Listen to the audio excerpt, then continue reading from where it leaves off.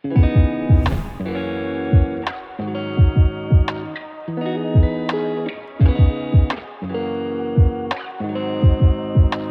tout le monde et bienvenue à La Chapelle en ligne. Je m'appelle Loïc et je fais partie de l'équipe pastorale de La Chapelle. Je suis vraiment content que tu sois avec nous aujourd'hui et si c'est une de tes premières fois avec nous, je tiens à te souhaiter la bienvenue. Aujourd'hui, c'est pasteur Jérémy Meyer qui nous apporte un message. On l'écoute ensemble et on se revoit juste après. Le titre de mon message ce matin, c'est « Marcher avec Dieu ». Genèse chapitre 6, versets 5 à 8. Et ça nous dit ceci. « L'Éternel vit que les hommes faisaient de plus en plus de mal sur la terre. À longueur de journée, leur cœur ne concevait que le mal. Alors l'Éternel eut des regrets au sujet de l'homme qu'il avait fait sur la terre. Il en eut le cœur affligé. Il dit alors, je supprimerai de la surface de la terre les hommes que j'ai créés. Non seulement les hommes, mais jusqu'aux animaux, jusqu'aux bêtes qui se meuvent à ras de terre et jusqu'aux oiseaux du ciel, car je regrette de les avoir faits. » Ça va mal, hein? On est-tu d'accord avec ça? Ça va très, très mal. Mais, il y a un mais. Mais Noé obtint la faveur de Dieu.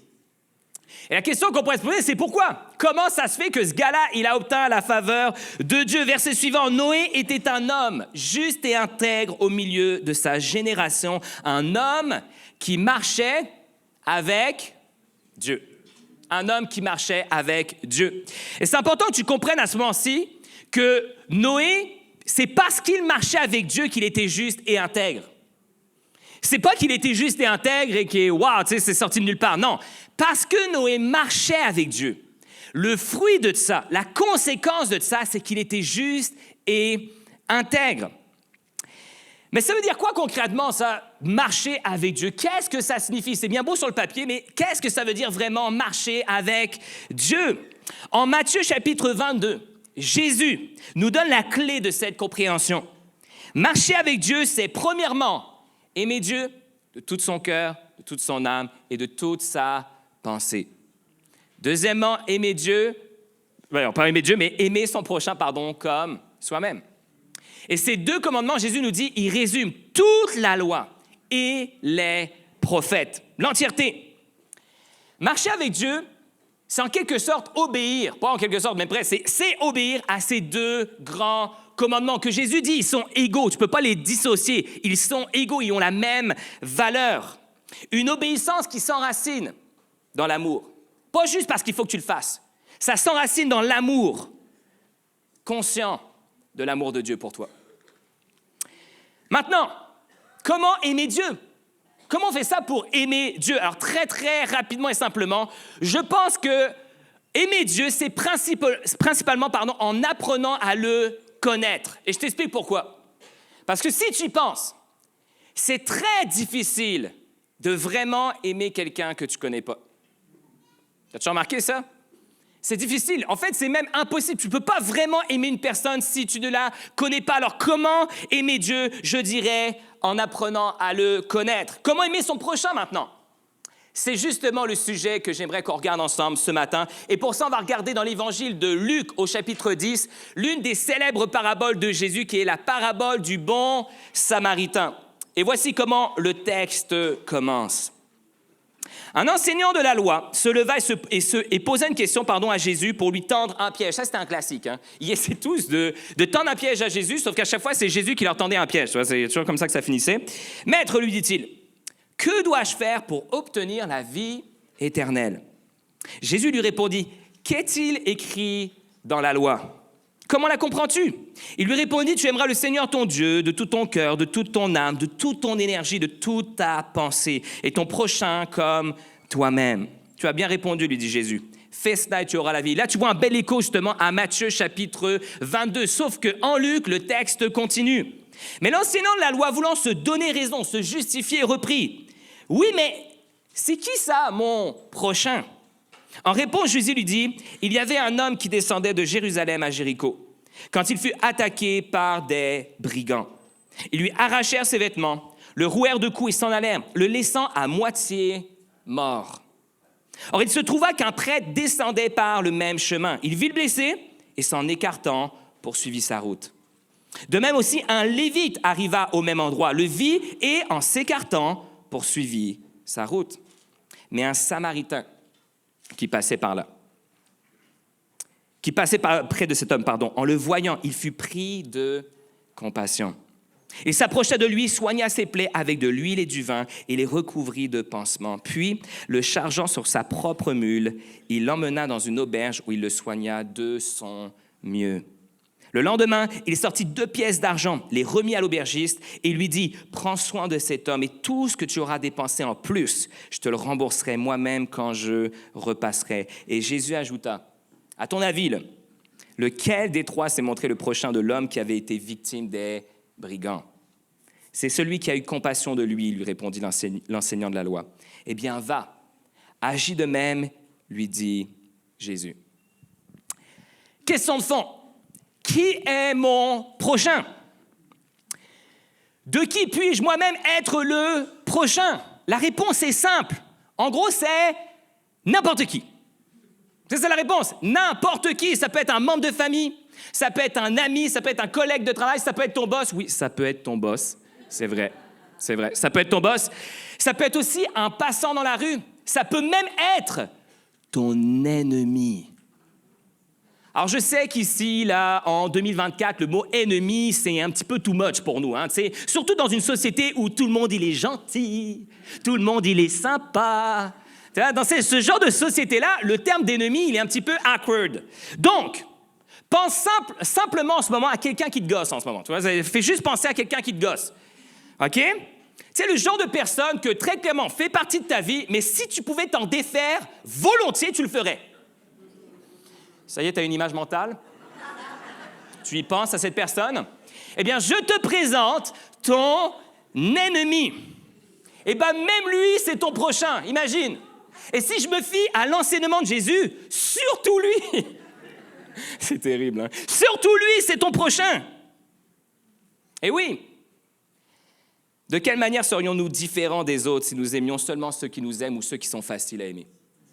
C'est quoi qui nous rendrait différents?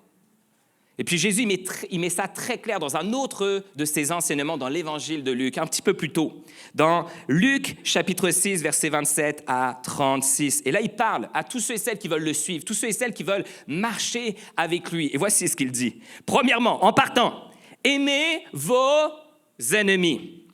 Faites du bien à ceux qui vous haïssent.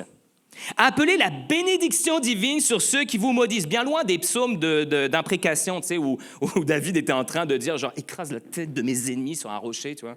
Non, là, c'est comme, il faut que tu les bénisses. Là, il faut que tu les bénisses, OK? Priez pour ceux qui vous calomnient.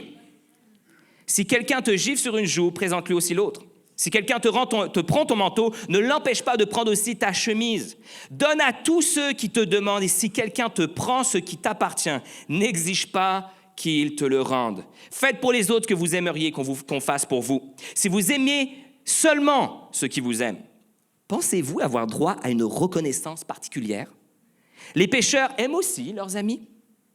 Et si vous faites du bien seulement à ceux qui en font, pourquoi vous attendriez-vous à de la reconnaissance? Les pécheurs n'agissent-ils pas de même?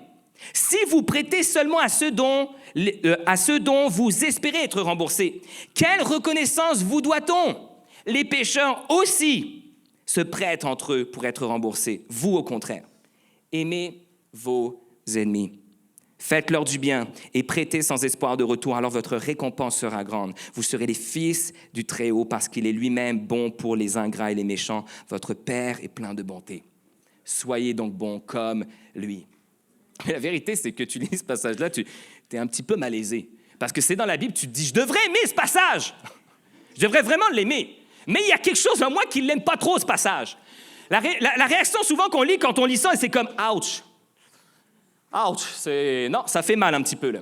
En résumé, qu'est-ce qui fait de toi quelqu'un de différent des autres, des pécheurs, si tu n'agis pas différemment d'eux? C'est quoi qui fait de toi quelqu'un de différent si tu agis comme eux? Et comment agir différemment? En aimant les autres différemment. Comme le Samaritain de la parabole de Jésus. Et voici 4 éléments importants que j'aimerais faire ressortir avec vous de cette parabole.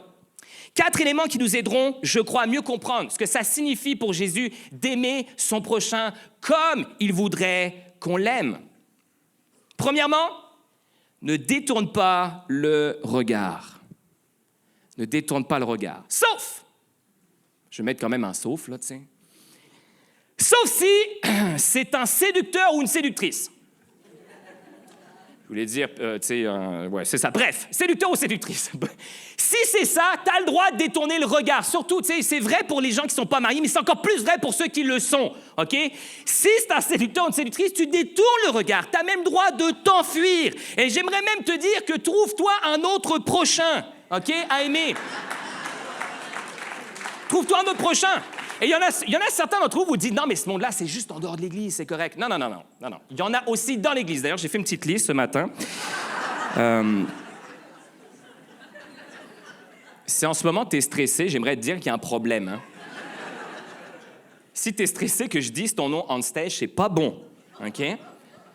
Tout ça pour dire que dans ce genre de situation ou des situations un peu similaires à celle-ci, trouve-toi un autre prochain avant de te trouver des excuses. Voilà, ça, c'est mon avis. Bref, on peut vouloir détourner le regard pour plusieurs raisons. Parce que les gens ne sont pas comme nous. Parce que notre prochain n'a pas les mêmes origines que nous. Parce qu'il a juste une face qui ne me revient pas. Des fois, ça arrive. Parce qu'on ne veut pas s'associer à lui ou à elle. Parce qu'on n'a pas de temps à lui consacrer. Parce que sa souffrance nous met mal à l'aise. Sa souffrance nous met mal à l'aise. Et notre Samaritain, le Samaritain de notre histoire, lui, il aurait eu de bonnes raisons de ne pas s'arrêter. Il aurait eu de bonnes raisons de détourner le regard, et particulièrement aux yeux de ses contemporains à l'époque. Il avait même de très, très bonnes raisons. Pourquoi? Parce que justement, c'était un Samaritain. C'était ça son problème.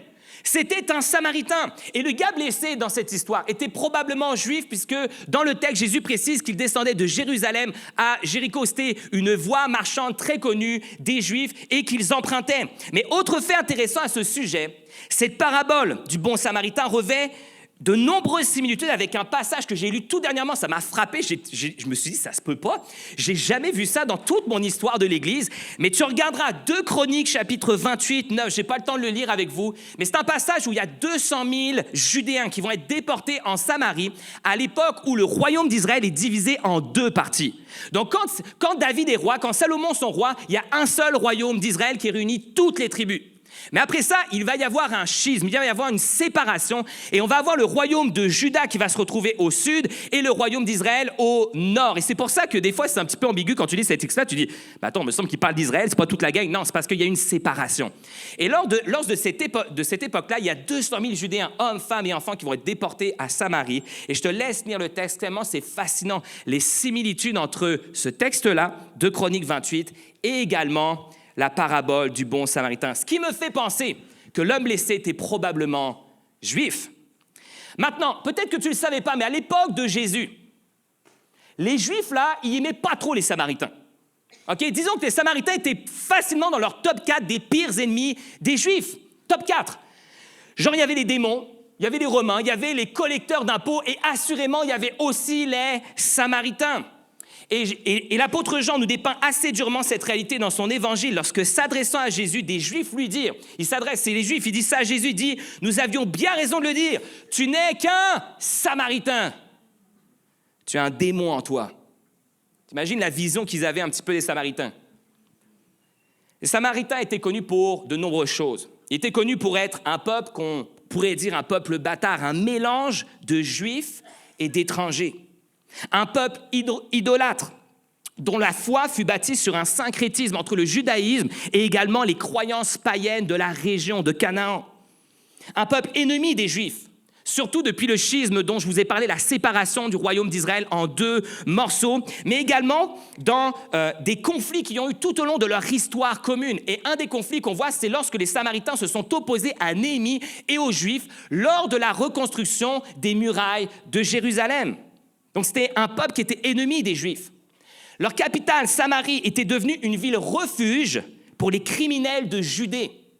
Exemple, lorsque tu avais un Juif qui était au regard de la loi criminel, qu'est-ce qu'il faisait? Il allait à Samarie pour qu'on le laisse tranquille. Lorsqu'il avait violé la loi juive, il s'en allait où? À Samarie.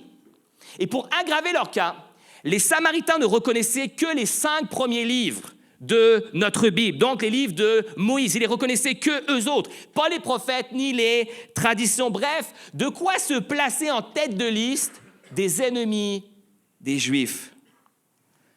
Et ce que je trouve fascinant, c'est que Jésus a précisément choisi ces 2 personnes-là dans son histoire. Jésus, intentionnellement, a réuni dans cette histoire 2 hommes que tout opposait. Et finalement, est-ce que tu as remarqué d'où est-ce qu'est venue l'aide? L'aide de ce Juif blessé sur la route n'est pas venue des personnes qu'on aurait pu penser. L'aide n'est pas venue ni des prêtres, ni des Lévites, qui étaient les hommes de Dieu. Des hommes de Dieu, c'était l'élite de la population juive. Si tu pensais à l'élite, tu pensais à eux. Et eux, ils auraient dû porter secours à un homme blessé, encore plus un homme de leur propre peuple. Puis ils l'ont laissé à demi-mort sur la route. Non, l'aide est survenue de celui que nous n'aurions jamais pu espérer. Un Samaritain qui passait par là et qui, face à la souffrance de cet homme laissé à demi-mort sur la route, a été ému de compassion. Son regard s'est posé sur lui. Il n'a pas détourné le regard. Son regard s'est posé sur lui. Il a été ému de compassion et ça l'a amené à agir et à aimer cet homme en action. Premièrement, ne détourne pas le regard, sauf dans les cas que je vous ai dit tantôt. Deuxièmement, aie la souplesse de modifier ton itinéraire. On est-tu pressé dans la vie? Hein? On est-tu pressé, on est-tu occupé dans la vie? Moi, le premier, je ne fais pas exception. Et je crois, et je pense que je l'ai mentionné dans l'un de mes messages l'année passée, que l'une des excuses dont on se sert le plus, c'est quoi? C'est « j'ai pas le temps ». Je n'ai jamais fait l'exercice, je me dis que ça serait un bon exercice de voir combien de fois je le dis à la journée. « Ah, je suis désolé, je n'ai pas le temps ». On est toujours occupé, il y a toujours quelque chose à faire. Alors qu'en réalité, si on est très honnête ensemble ce matin, on a le temps, on a le temps. On a tous le même temps entre les mains. La vérité, c'est qu'on n'a pas le temps pour les mêmes affaires. On a le temps pour ce qu'on veut bien. Et on n'a pas le temps pour ce qu'on veut pas. Je ne veux pas créer de chicane, mais c'est peut-être pour ça qu'il y a des amis qui ne veulent pas te voir. Peut-être. Pas créer de chicane. Mais on a du temps pour ce qu'on veut bien. C'est ça la vérité. Mais on se sert toutes sortes d'excuses, et notamment toujours cette excuse qui revient à répétition. J'ai pas le temps. Et là, moi, je me suis mis à penser, je me suis dit, le nombre de fois. Ou alors que je m'en allais quelque part. J'ai croisé, que ce soit à pied, en voiture, en transport en commun, des personnes qui avaient probablement besoin de mon aide. Puis que la réalité, j'ai rien fait. J'ai rien fait. Et la majorité du temps, je me rends compte que l'excuse dont je me servais le plus, c'était tout le temps celle-ci. J'ai pas le temps. J'ai pas le temps. J'ai des choses plus importantes à faire. J'ai pas de temps à lui consacrer. Il y a quelqu'un qui m'attend. Écoute bien. C'est bon d'avoir un itinéraire dans la vie. C'est bon. Mais c'est mieux quand tu laisses Dieu diriger ta vie. C'est bon d'avoir un itinéraire. Mais c'est bien mieux de laisser Dieu diriger ta vie. Puis, je ne vous le prêche pas juste à vous ce matin, je vous le prêche à moi-même. Ma femme pourrait en témoigner, je suis quand même assez rigide dans la vie. Moi quand j'ai un itinéraire, là, je suis comme... C'est dur d'en dévier, tu vois.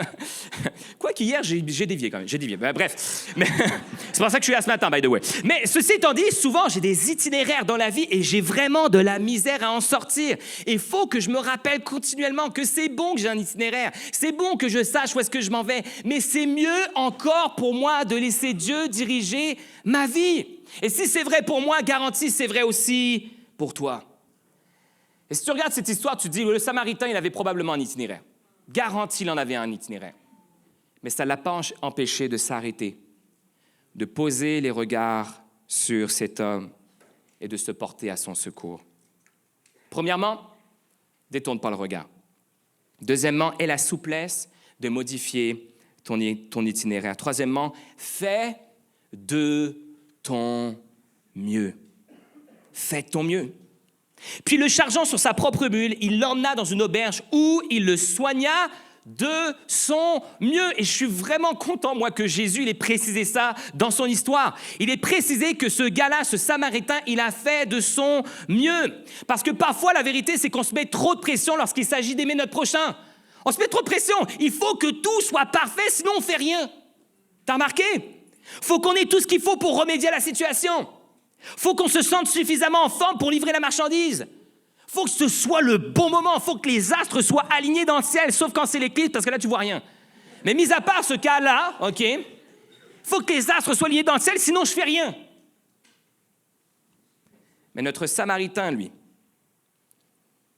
il a fait avec ce qu'il avait. Et il a fait du mieux qu'il pouvait. Il savait qu'il avait quelque chose à donner. C'était peut-être pas grand-chose, mais il savait qu'il avait quelque chose à donner. Il savait qu'il pouvait faire une différence dans la vie de cet homme qui était blessé et laissé à demi-mort. Dans le livre des Proverbes, cette idée est formulée ainsi. Proverbe 3, versets 27 à 28. « Si tu en as le moyen, si tu en as le moyen, ne refuse pas de faire du bien à celui qui est dans le besoin. Ne dis pas à ton prochain, va-t'en et reviens plus tard, demain je te donnerai. » Faux. Alors que tu peux le faire tout de suite. Et puis, moi, je suis convaincu que l'auteur des Proverbes, Jésus, ils savent que quand tu remets les choses de main, au final, qu'est-ce que tu fais? Tu fais rien. Si tu peux y répondre maintenant, il faut que tu le fasses maintenant. Tu sais quoi? Je réalisais en relisant ce passage-là que Dieu ne nous demande pas grand-chose en réalité. Ce que Dieu nous demande, c'est de saisir chaque occasion qu'on peut pour aider notre prochain. Et ensuite de ça, c'est de l'aider avec qu'est-ce qu'on a et du mieux qu'on peut. C'est ça que Jésus nous demande.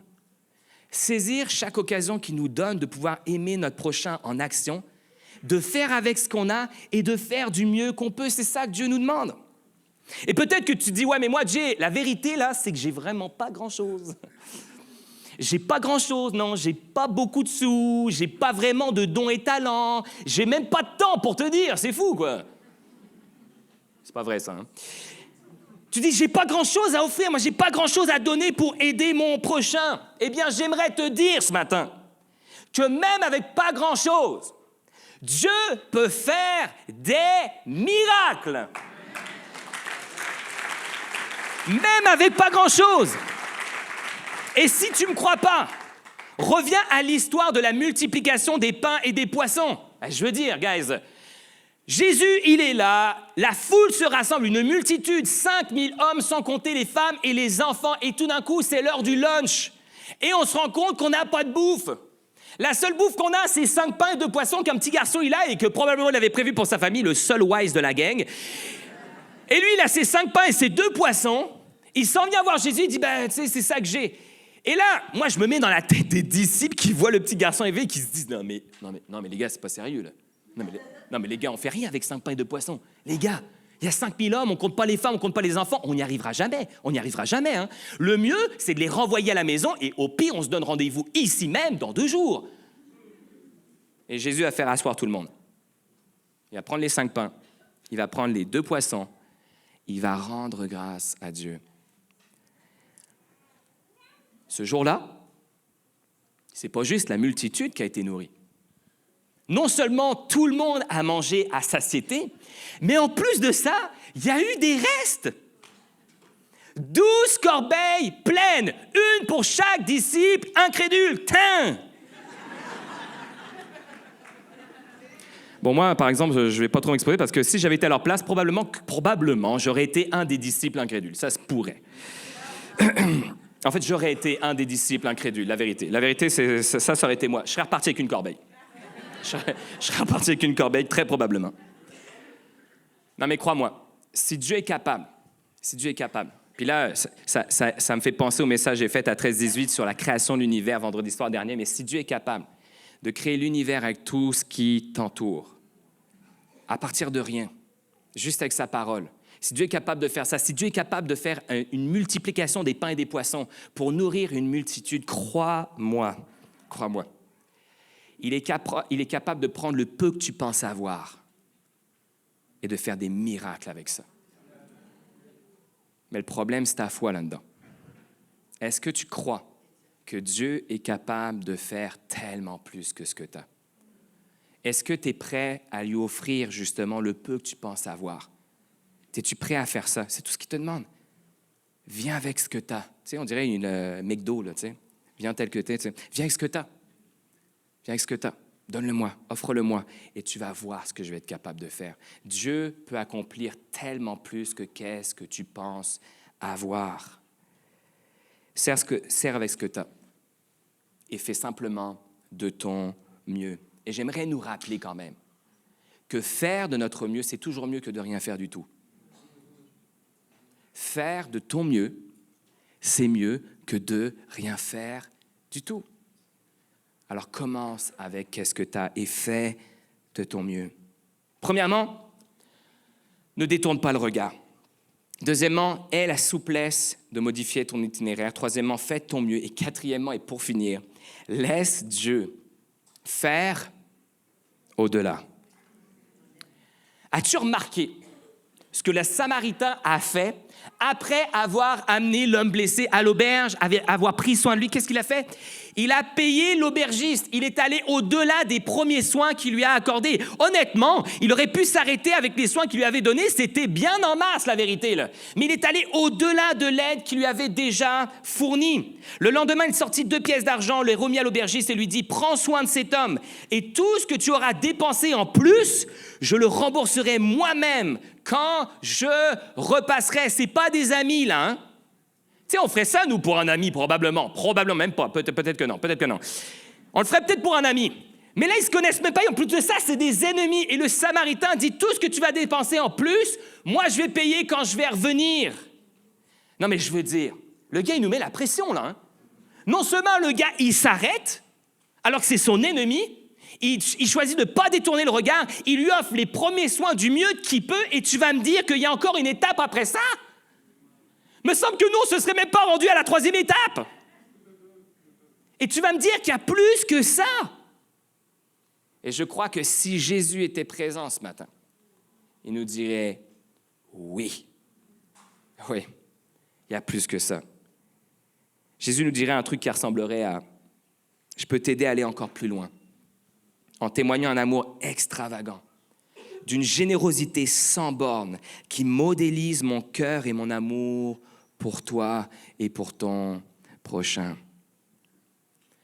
L'apôtre Paul, dans sa lettre aux Romains, va dépeindre d'une manière extraordinaire cet amour extravagant que Dieu a témoigné envers nous par Jésus-Christ. Et j'aimerais vous le lire ce matin.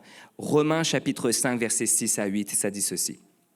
En effet, au moment fixé par Dieu, alors que nous étions encore sans force, Christ est mort pour des pécheurs. À peine accepterait-on de mourir pour un juste. Peut-être que quelqu'un irait-il jusqu'à mourir pour le bien. Mais voici comment Dieu nous montre l'amour qu'il a pour nous.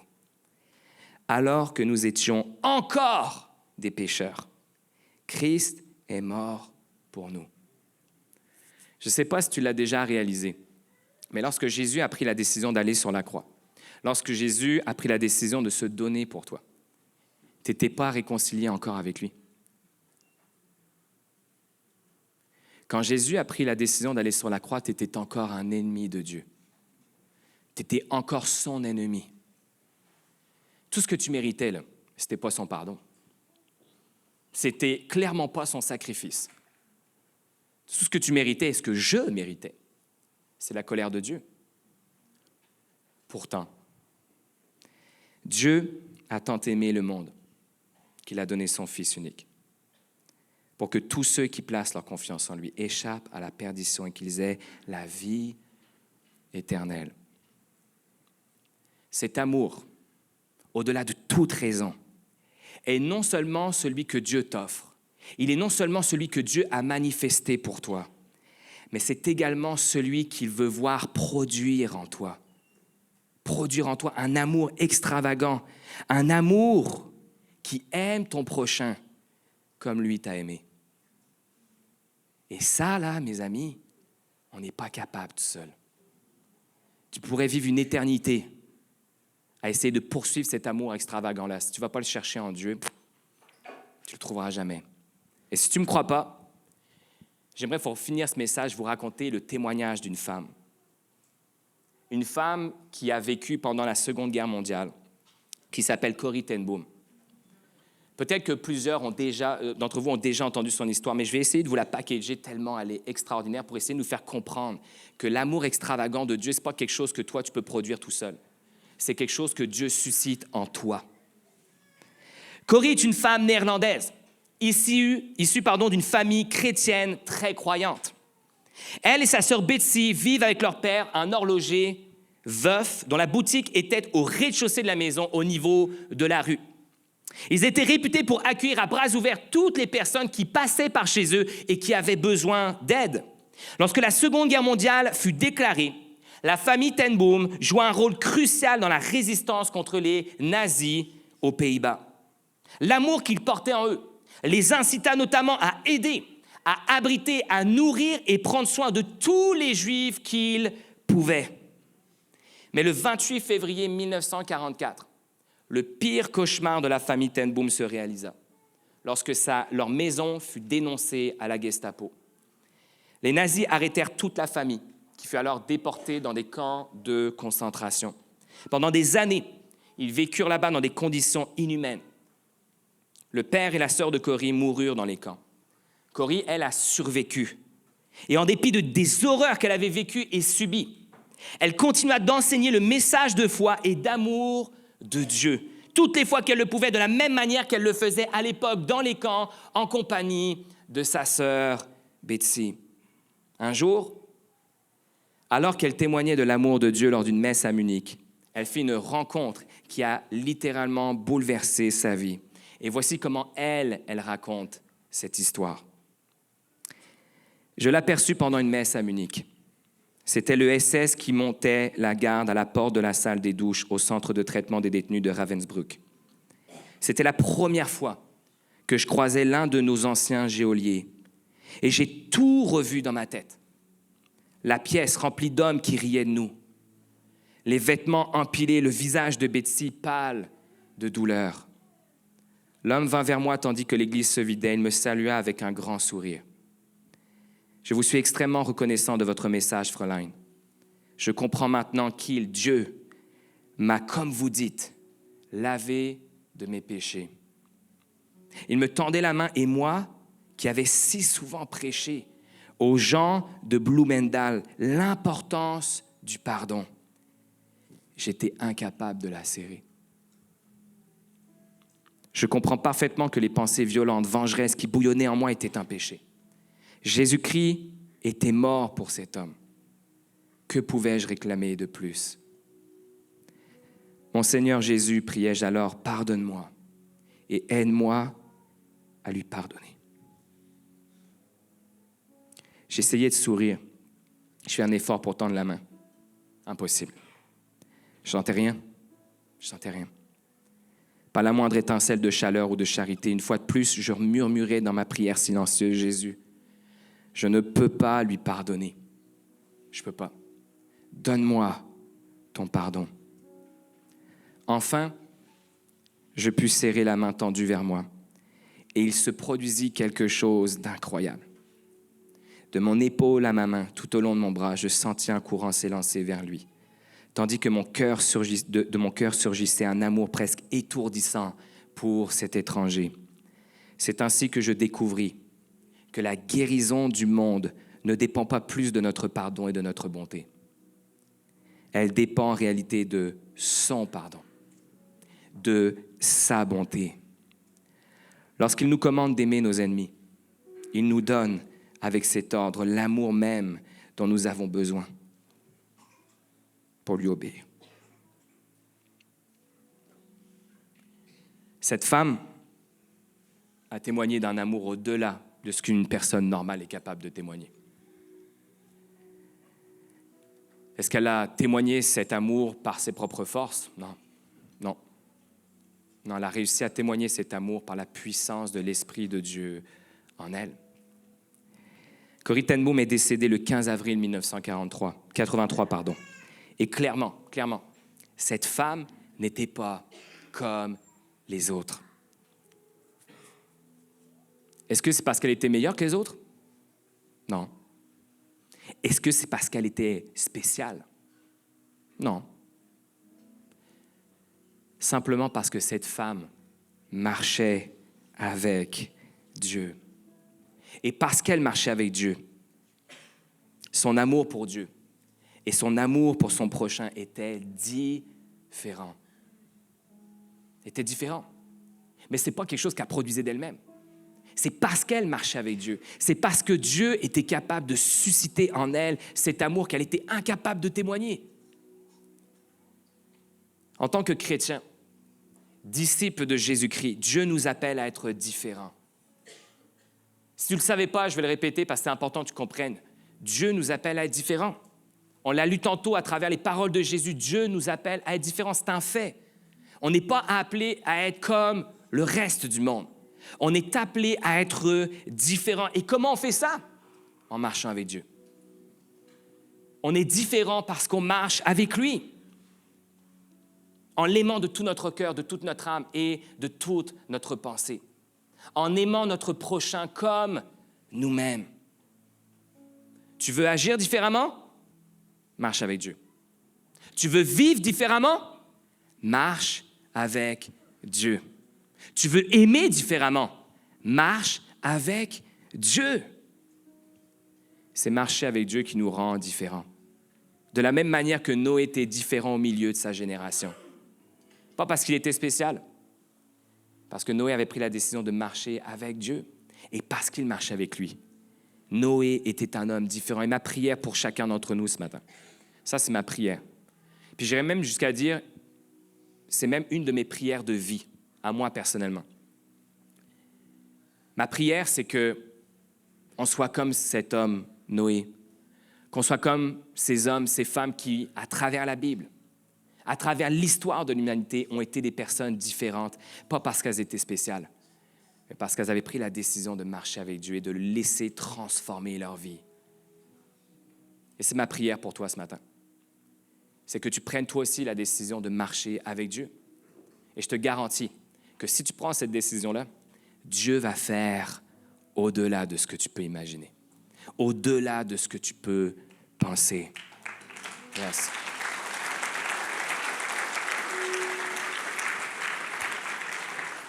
Ce matin, on va prendre la Sainte Seine ensemble, le repas du Seigneur, mais juste avant, je voudrais prier par rapport à ce message. Je vais vous laisser avec cette prière, une prière que je vais élever pour vous, pour moi, que Dieu nous aide à marcher avec lui. Yes, je vous invite juste à incliner vos têtes, puis on va prier ensemble. Seigneur Jésus, merci pour ta parole, Seigneur. Merci, Jésus, de nous permettre à travers elle de te connaître. Et merci à travers elle, Seigneur, et à travers, Seigneur, le fait que justement on apprend à te connaître, on apprend aussi à t'aimer davantage. Et Seigneur, je prie, ma prière pour chacun d'entre nous, Seigneur, c'est que tu nous aides à aimer différemment. Tu nous aides à agir différemment. Tu nous aides à être différents au milieu de notre génération, Seigneur. Notre génération a besoin de différence. Seigneur, notre génération a besoin de voir un amour véritable, un amour extravagant, celui que tu manifestes, celui que tu représentes. Et Seigneur, nous voulons venir humblement devant toi ce matin pour te dire, Jésus, on n'est pas capable d'aimer les autres comme tu voudrais qu'on les aime. Seigneur, je ne suis pas capable d'aimer mon prochain comme tu voudrais que je l'aime. Je ne suis pas capable de faire ça. Seigneur, je ne suis même pas capable d'aimer ma femme, mes enfants comme j'aimerais les aimer. Seigneur, ça, je vais y arriver juste parce que tu me donnes la force, tu me donnes l'amour d'être capable de les aimer, tel que toi, tu veux que je les aime. Et Seigneur Jésus, je viens humblement devant toi, moi personnellement, mais je prie pour chacune des personnes ici réunies ce matin, Seigneur. Je prie, Jésus, vraiment que tu nous aides à réaliser cela dans nos vies, qu'on a besoin de toi pour aimer notre prochain, que ce n'est pas quelque chose qu'on est capable de faire par nos propres forces, qu'on a besoin de toi même pour t'aimer. Alors aide-nous. Aide-nous, Seigneur, à marcher avec toi. Aide-nous à être différents. C'est dans ton nom que je prie. Amen. Amen, amen, amen. Da, da, da, da.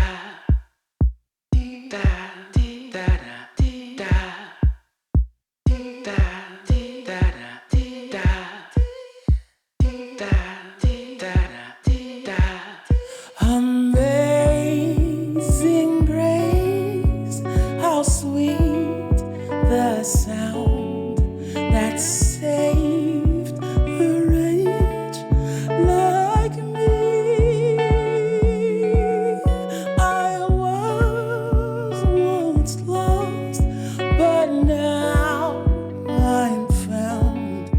was blind, but now I see.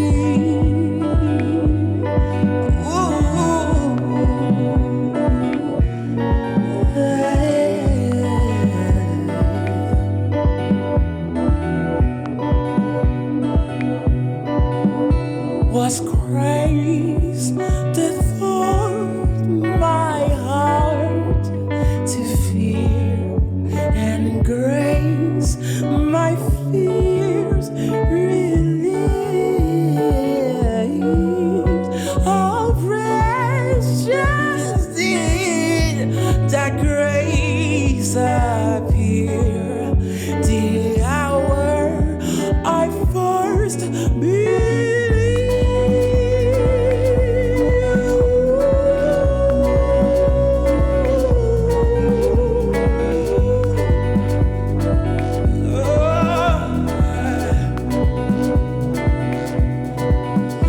The Lord had promised good to me.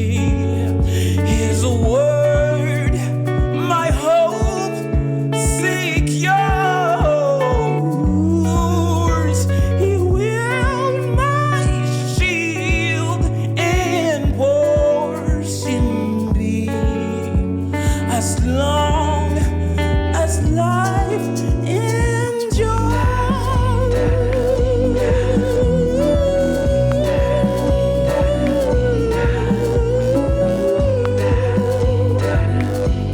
as long as life endures,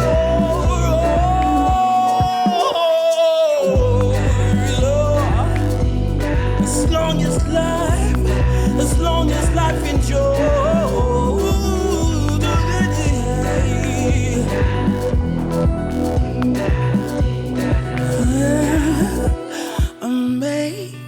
amazing grace, how sweet the sound that saved a wretch like me.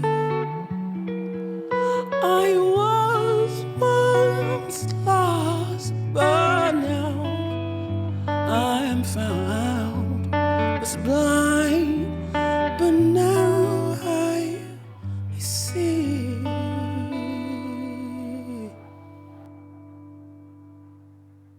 Merci Jérémie de nous rappeler que pour marcher avec Dieu, on doit agir différemment en aimant notre prochain. Mais pas seulement quand c'est un ami, mais aussi quand c'est un ennemi, puis on a besoin de la force de Dieu pour ça. Si t'aimerais te joindre à un groupe en ligne pour connecter et prier ensemble, nos after en ligne sont faits pour ça. Joins-toi à nous tous les lundis à midi. Tu trouveras le lien sur notre site web. Merci de donner toutes les semaines. Chaque don nous aide à vivre l'Église en personne ou en ligne tous les dimanches. Tu peux donner en passant par notre appli ou sur notre site web.